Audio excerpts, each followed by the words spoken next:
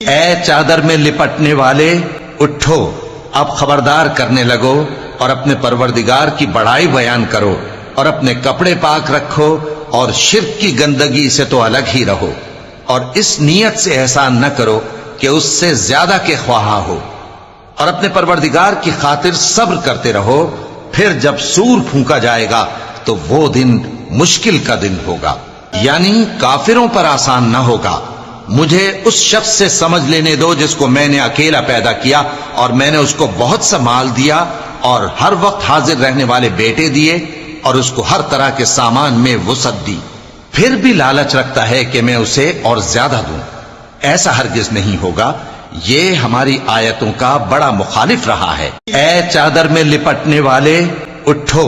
اب خبردار کرنے لگو اور اپنے پروردگار کی بڑائی بیان کرو اور اپنے کپڑے پاک رکھو اور شرک کی گندگی سے تو الگ ہی رہو،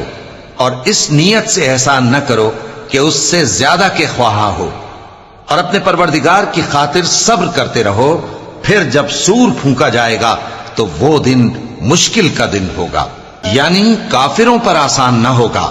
مجھے اس شخص سے سمجھ لینے دو جس کو میں نے اکیلا پیدا کیا اور میں نے اس کو بہت سا مال دیا اور ہر وقت حاضر رہنے والے بیٹے دیے اور اس کو ہر طرح کے سامان میں وسعت دی،